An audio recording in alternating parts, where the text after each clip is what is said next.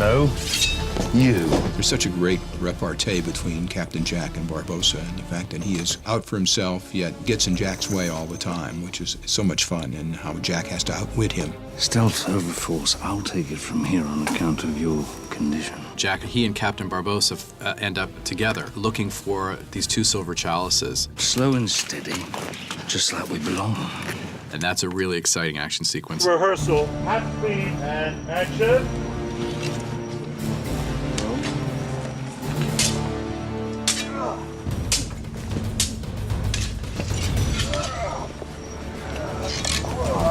Very nice. Everybody's ready. Very heavy camera. Let's go. Mark. Ready and action.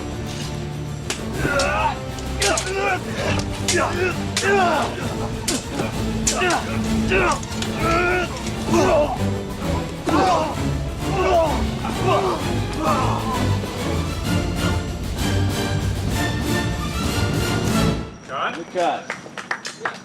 We've always felt like we were, you know, put in the Pirates films to bicker like housewives at a bridge club or something, you know, just picking each other apart. The pearl was lost. Taken. Not buying it. You weren't there that night. If these two guys actually could join forces, they would be a formidable duo if they'd only stop bickering. I'd give my left arm for a chance at Blackbeard. No, you're right. Jeffrey's always investigating the possibilities of a scene, investigating the possibilities of a moment. And it's always fresh, it's always new, it's always interesting. I should turn as he's bombing. Exactly. And then it'll be bombable. Action. Okay, great. Well, in fact, I might just go short. Well, you know what I mean. I'm with you. I'm with you. There's been some stuff that Johnny and I have had to do that's been a real joy to play.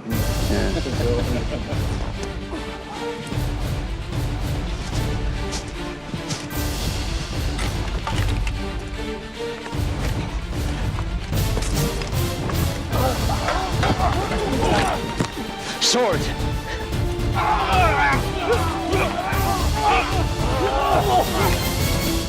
Shall we have a drink? We'll drink at the fountain!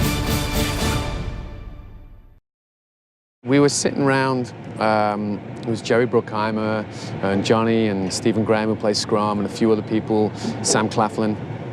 And Sam just turned to Johnny and said, have you ever heard anyone say that or said the line, you know, do you know who I am? And I told a little anecdote about a celebrity from Liverpool who went to a nightclub and he tried to get in and the two bouncers were there and said, no, you can't come in. He's like, don't you know who I am? And the bouncer turned to the other bouncer and said, hey, he's forgotten his name, doesn't know who he is. So Jerry, a few people chuckled and Jerry said, that's great. You know, get Terry over. Terry Rossio came over and we retold the story. And now I believe in the story when Jack Sparrow gets the captain's daughter, Stephen Graham as Scrum says, hey, there's a bloke down here, he's forgotten his name, doesn't know who he is. Have you any idea who I am? Hey! Marcus! There's a bloke here who's forgotten his own name! What? I'm in! So just from telling a little story. Step right up, take your pick. You're looking for something for the family, maybe the children. And then just doing a ship in a bottle. Well, these are the bottles from a bottle cabinet that's in the set of Blackbeard. And the ships are all the ships that he's captured over the years, and they're sort of trapped in their own kind of life inside these bottles. A lot of the bottles were hand-blown. Some of them were found. This is one of the bigger ones. It's a pretty one. I think if you looked at them, you know that they're all done by the same hand, but they're different, so that was the intention. Well, these ones are really easy because we cut a hole in the bottom. But generally, the ship would only be the size that can go through the neck of the bottle. And then you collapse the masts down and the sails down, and you literally slide it through and pull the sails and masts back up. That's how you do it. But we cheated, we didn't do that.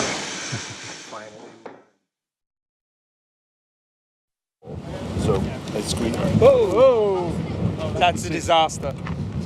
This whole movie's right here in this book. Once one of those things blows away, we shut down. because no one can remember what we're supposed to do on October. Here. Oh, it was retrieved. There it is. It's our solidified beach location. You can see location TBD. Right now we're supposed to be going to Puerto Rico. That's the latest incarnation of where this end scene takes place between Penelope and Johnny Depp at the end of the movie. It's an easy hop, skip, and a jump on our way to England. So it makes sense for us to go and shoot the scene there. It's a little windy up here for rescheduling the movie, so I'm going to stop. Okay.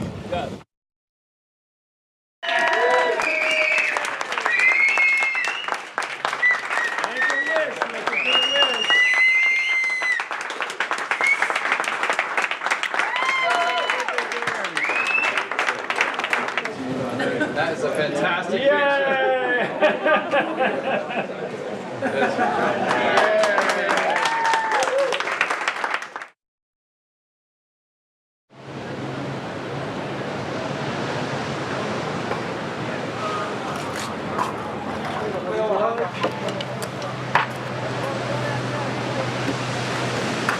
We're here in San Juan.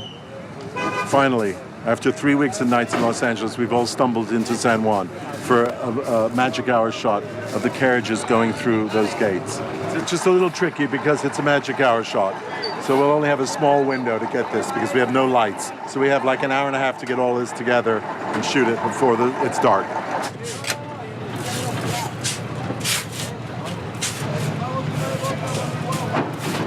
Where are they starting there? Okay. We will, we'll probably start with the carriage there. Okay. Yeah. So, it's a good double for Spain because it's a Spanish fort, I guess. I guess the important thing is that it's kind of the high energy opening of the film, you know. So sets the tone for the race to the fountain. Due to some airplane delay, the director won't be with us tonight. So it's all me. Let's go. This whole thing was my idea. I've got to pull it off, otherwise it's a career ender. Is that all it takes? Is that all it takes? I brought Disney to Puerto Rico. This better work, guys. Really?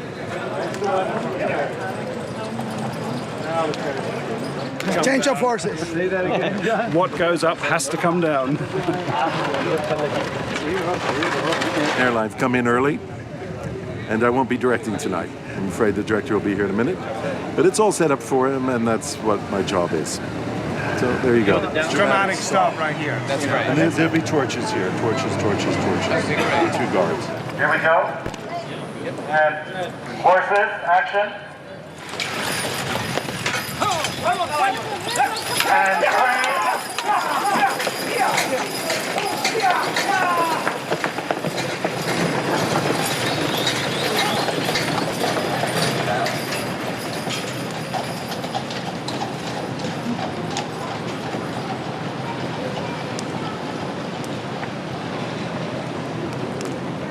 And markers!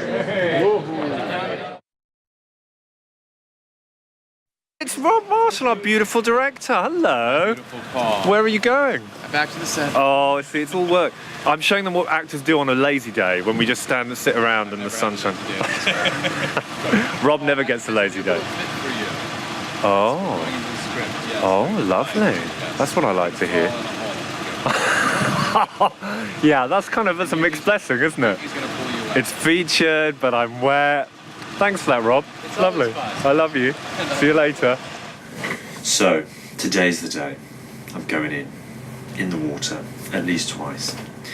I'm going to be fighting off some soldiers, and then I'm going in the pool, and then Yuki, who's playing Garhang, is going to fight his way through and kill off these two soldiers and pull me out.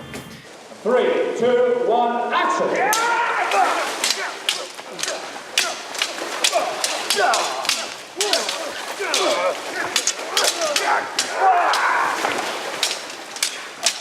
Jumped back into the hole, and I thought, oh, I'm in the water, I made it. But then, of course, I had to get to the edge and climb back out, and George said, climb out as fast as you can. I don't know if you've ever tried to climb out when you're totally wet. My boots were full of water. Even Claudio Pacifico, my amazing stuntman, said to me the next day, because he had to do it as well, the boots were very heavy, Paul. I couldn't get out of the water. So if he couldn't do it, imagine me. So I was climbing out as fast as I could. I mean, I was just exhausted, sopping wet. And Dan, who is the assistant stunt coordinator, came up to me and went, "Guys, I know you're tired, but this is going to be on film forever. Just remember that. Go on." So I thought that was very funny. That was very dramatic. I was thinking, "This is going to be on film forever. Come on." And we did it. And probably none of it will be used in the film. You'll be thinking, what bit when he falls in a hole? But hopefully a little bit will be in there. So, I'm trying to sleep. Yeah, okay, it's the beginning of the night. I thought, oh, I'll just get my head down, just have a little rest. No. And then can I tell you why? Can you hear them?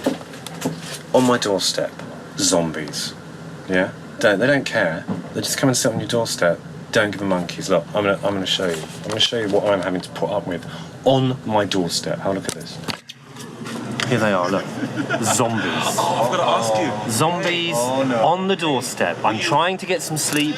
And look, there they are. Oh, look, there's Joel. I had a makeup. Hello. Oh, he's got photos for me. He's so kind. Thank you. And here's another one. Look, another one. Zombies. Just when you thought it was a nice neighbourhood, look at the state of these three.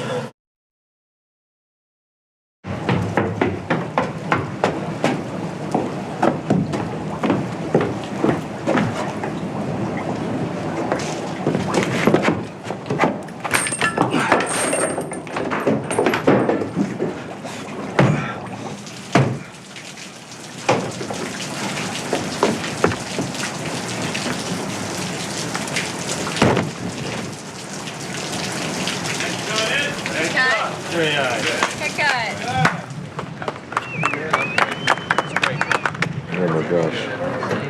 Wow. Hilarious. By the left, quick march. Thanks, but you're not allowed left. Yeah, that's right.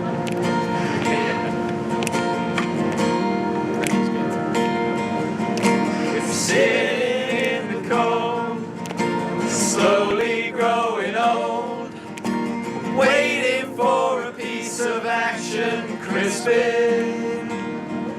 We've had 1,000 cups of tea and we ain't seen Johnny D. So please won't you get us on set, Crispin? Oh, Crispin Swain, the military advisor. Oh, Crispin Swain, the military advisor. We are the King's Guards, and we all know how to march. We've learned to get us on set, Crispin. You've done all of your screaming, and we all look effing screaming. So please won't you get us on set, Crispin? Oh, Crispin Swain, the military advisor. Oh, Crispin Swain, the military advisor. Oh, Crispin, Crispin, Crispin, Crispin, Crispin.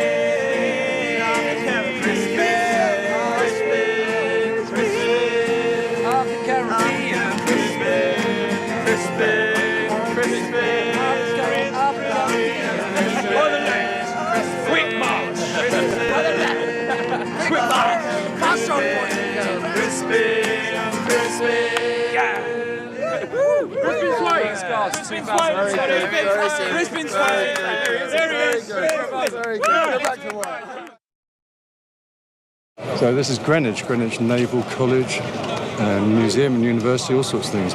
This is where Greenwich Mean Time exists. When you're here, this is where all time is measured from this spot, or just up there actually, I think. The meridian goes right down those steps. Peter, what is the meridian? It's Greenwich Mean Time, 0 latitude, isn't it? 0 latitude. So you said to me, if you stand right on that line, time stands still. Don't go there, or today will never end. The making and flying of a green box. Look, it's up there.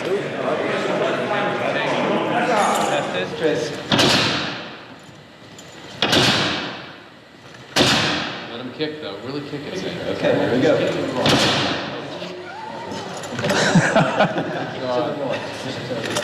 And that's how the magic cream puff began. Once upon a time.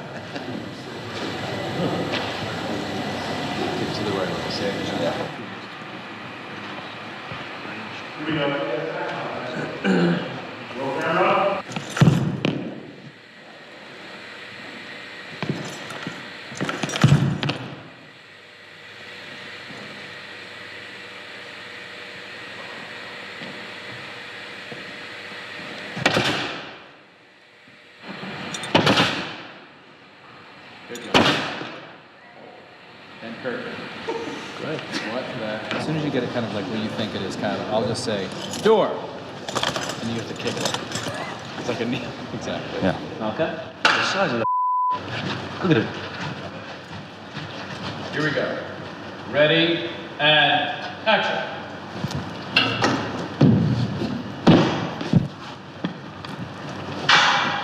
And cut. Very nice.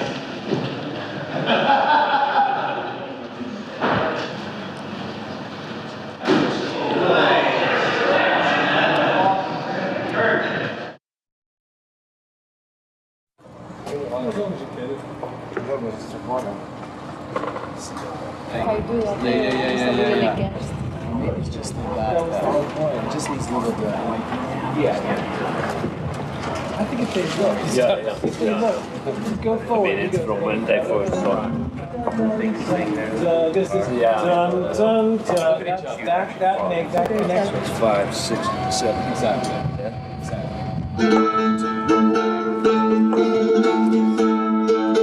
That's it. Elbow. Okay. This is no sex. And Johnny. So that helps a lot. That helps. That all helps. Then guys, you slide this thing in, and then you can get her. That helps. That helps. When one's alive, speaks the truth, he yearns for trust. So, Gotcha. Yeah. Okay, well, once alive, don't trust him. he yearns for trust. And then follow her. Sophie, just so you know, they will be there. What?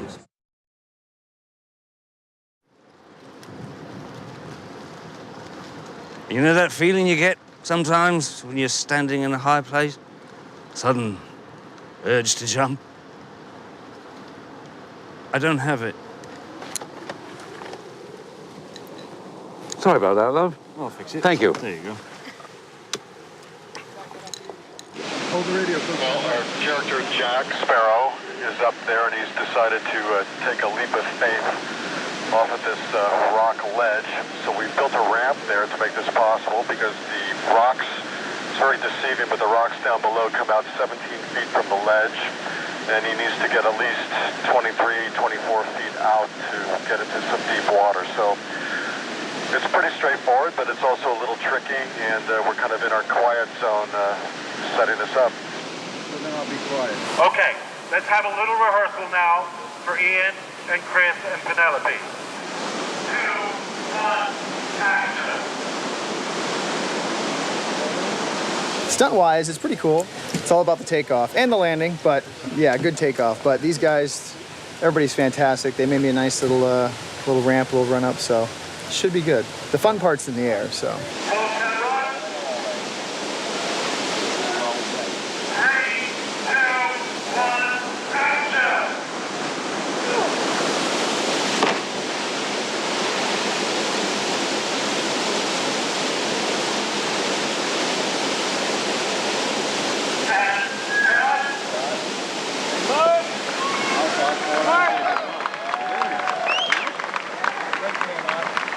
You so cleared them.